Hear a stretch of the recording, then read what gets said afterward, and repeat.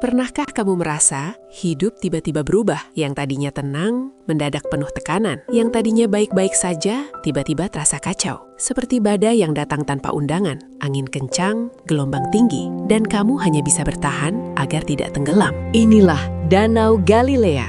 Tahukah kamu bahwa Danau Galilea bukan sekadar danau biasa? Danau ini terletak di utara Israel, di sebuah lembah yang sangat dalam, bagian dari lembah Rif Yordan. Yang mengejutkan, permukaannya berada sekitar 200 meter di bawah permukaan laut, menjadikannya salah satu danau air tawar terendah di dunia.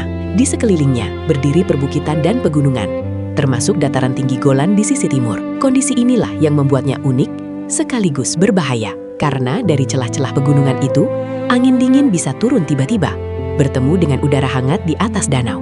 Dan dalam sekejap, angin berubah menjadi badai, gelombang menjadi ganas.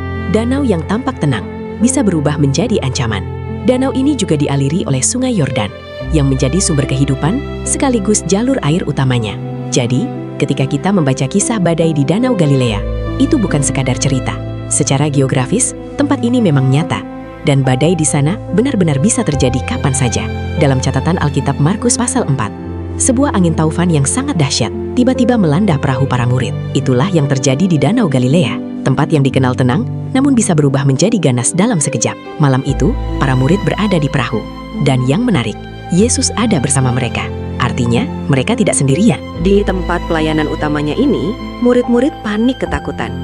Sementara Yesus, ia justru tertidur lelap di buritan perahu. Saat dibangunkan, Yesus berdiri menatap badai. Dengan penuh kuasa, ia menghardik alam. Diam, tenanglah. Mujizat terjadi. Seketika itu juga angin reda dan danau menjadi sangat teduh. Peristiwa ini menjadi bukti nyata bahwa Tuhan berkuasa mutlak atas alam semesta. Apapun badai hidup yang sedang menghantammu saat ini, tetaplah percaya. Dalam satu momen, kekacauan menjadi damai. Bukan badai yang menentukan akhir hidup kita, tetapi siapa yang ada bersama kita di dalamnya. Yesus tidak menghentikan badai sejak awal, tapi Dia memastikan badai itu tidak menghancurkan. Jika Dia ada dalam perahumu, kamu tidak akan pernah benar-benar hancur. Mungkin badaimu belum berhenti hari ini, tapi percayalah, Tuhan tidak pernah kehilangan kendali. Bukan tentang seberapa besar masalahmu, tapi seberapa besar Tuhanmu. Mari kita berdoa.